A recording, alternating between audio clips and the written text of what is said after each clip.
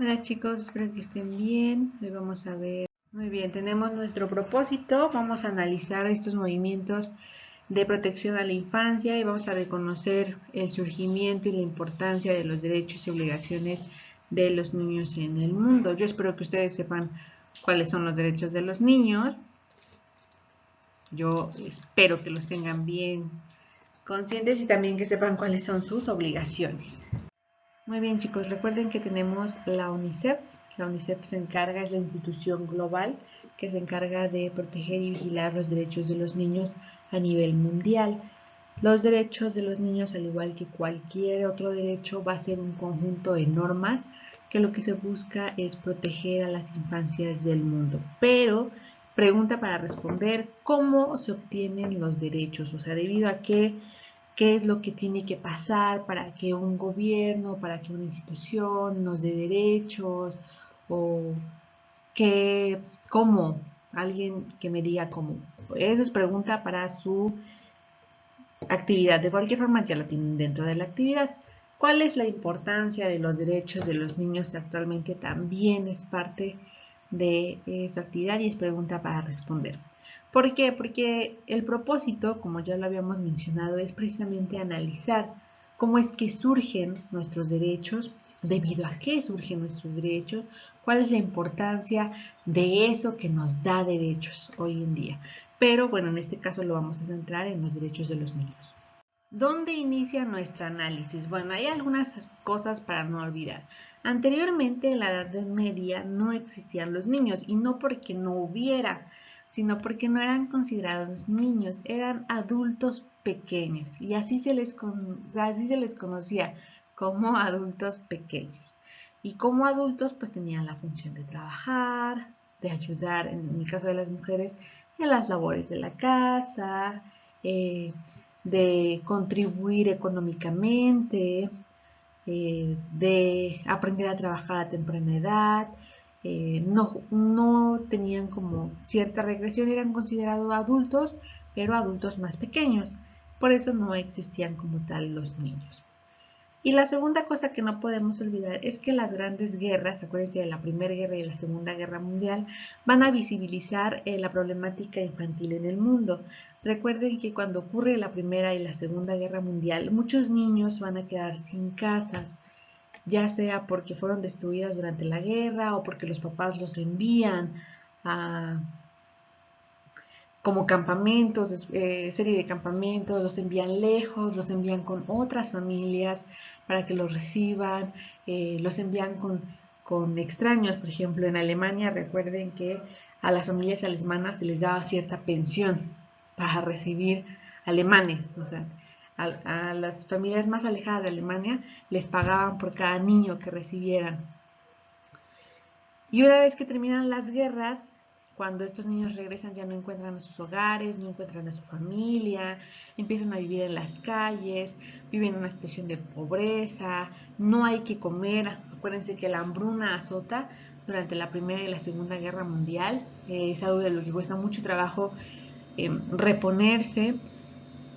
Los niños tienen que empezar a robar, entran todavía más a trabajar de lleno en las fábricas, su mortalidad precisamente, recuerden que hubo alguna clase en la que vimos las condiciones de las empresas y de las fábricas y había unos textos por ahí que hablaban de que eran niños y niñas de 14 años de edad los que entraban a las fábricas cerrilleras, por ejemplo, a las lavanderías, a los textiles, a estas industrias que están surgiendo por o que tienen auge por la Primera y la Segunda Guerra Mundial y que deterioran la salud de los niños, que va a causar que los niños mueran a muy temprana edad. Entonces, esos son dos aspectos que no podemos olvidar.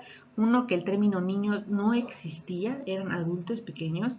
Y dos, que conforme va pasando el tiempo y se reconoce como niño y no como adulto, pues las grandes guerras vienen a visibilizar los grandes problemas que tenían estos niños: abandono, maltrato, pobreza, su muerte, vamos a así decirlo, prematura, su ingreso al sistema laboral. Es decir, no hay leyes que protejan a estos niños, más bien se incrementan los problemas para que los niños del mundo tengan estas situaciones tan precarias. Muy bien, chicos, ¿qué es lo que tenemos? Tenemos un antecedente en el siglo XIX en Francia. Vamos a tener que en Francia el gobierno francés se va a dar cuenta de que los niños no están accediendo a la educación porque no hay condiciones para mandarlos, es decir, las familias francesas no tienen la economía suficiente para mantener los gastos de una escuela, de mandar a los niños a la escuela, y entonces el gobierno francés empieza a ver la necesidad de crear derechos que garanticen, en este caso al mismo gobierno de Francia, el acceso a la educación para los niños. Ese sería como tal el primer antecedente que tenemos y uno de los primeros movimientos en favor de los derechos de la infancia. El segundo que tenemos va a ser en el siglo XX, después de la Primera y la Segunda Guerra Mundial, cuando la ONU, ya consolidada, ya formada, y la UNICEF buscan crear leyes en los aspectos sociales, jurídicos y sanitarios. A mí me da curiosidad por qué los sanitarios o qué derechos entrarían en el aspecto sanitario. Espero que me lo digan cuando realicen sus actividades para que yo pueda leerlos. El segundo o el tercer gran movimiento es en 1919. Recuérdense que después de la Primera Guerra Mundial se va a formar la Liga de las Naciones. En esa Liga de las Naciones tenemos a una persona que es la que está ahí en la diapositiva. Ella se llama Englighten Jeffs, no sé pronunciar su nombre, pero el nombre lo van a encontrar en su archivo de Word. Y bueno, Englighten Jeffs lo que hace es, cuando sabe que la Liga de las Naciones va a reunirse y ella, habiendo experimentado la Primera Guerra Mundial y viendo los horrores que se habían desatado, entonces busca implementar una serie de artículos que se aprueben por la Liga de las Naciones para proteger a la infancia de esos horrores, de esos escándalos que se vivían. Y entonces en 5 artículos que básicamente buscan el desarrollo de la infancia, la asistencia a la infancia, es decir, que los niños tengan siempre acompañamiento, el socorro ante alguna problemática, la protección que debe de brindar el gobierno hacia las infancias y garantizar el bienestar de los niños ante los conflictos armados. Entonces, es gracias, o más bien esa consecuencia de la Primera y de la Segunda Guerra Mundial, que los niños van a empezar a adquirir ciertos derechos porque estas guerras visibilizaron la gran brecha que había de precariedad infantil, de maltrato infantil, de abuso infantil, de explotación infantil, de todos los problemas que se les ocurran, son visibilizados durante la Segunda y Primera Guerra Mundial. Y bueno, finalmente tenemos que para 1959, ya formada la ONU y ya formada la UNICEF, vamos a encontrar la Declaración Universal de los Derechos de los Niños. Y en esta declaración se van a sentar distintos artículos, de los cuales los más importantes destacan el derecho a la vida, el derecho a la educación, el derecho a la alimentación, el derecho a la salud, el derecho al agua, a la identidad, a tener un nombre propio, a pertenecer a algún país, a formar parte de una nación, a crear un sentimiento nacionalista, un sentimiento patriótico. Tenemos el derecho a la protección y tenemos el derecho a la libertad. Y entonces estos 4 grandes movimientos van a ser el antecedente a nuestros derechos.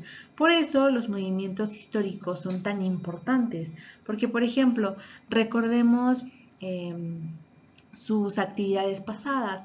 El movimiento de Martin Luther King, por ejemplo, dio derechos a la población o consiguió visibilizar las problemáticas de la población afroamericana, afrodescendiente, y con ello ya se obtuvieron ciertos derechos. Las mujeres, no se les olvide que todos los acontecimientos históricos que ocurren tienen un impacto en nuestra vida, nuestra cotidianidad, a lo mejor no inmediata, pero sí futura, que permite crear estas leyes, que permite crear ciertas normas y que obviamente nos da a nosotros unas cargas a las que vamos a llamar obligaciones.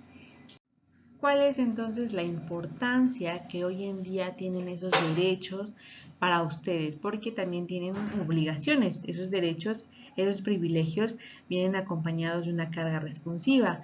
Esa carga responsiva es cuando nosotros adquirimos un beneficio, pero tenemos que cuidarlo y retribuirlo de cierta forma.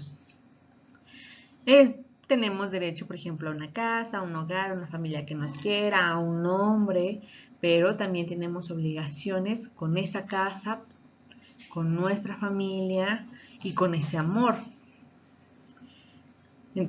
¿Cuál es la importancia que tienen esos derechos para ustedes, mis niños? Me gustaría que me lo dijeran en su actividad. Y bueno, hoy en día existen muchos movimientos y el más importante es el movimiento mundial en favor de la infancia. Ahí tienen los puntos que buscan estos movimientos o que busca este movimiento y las intenciones que tiene cada uno.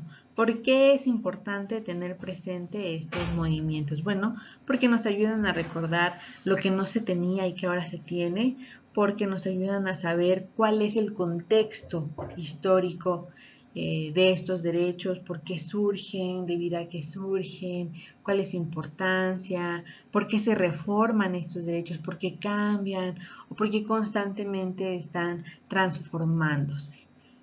Y esta es la primera parte de este tema. La siguiente sesión vamos a hablar sobre los derechos, obligaciones, pero en México.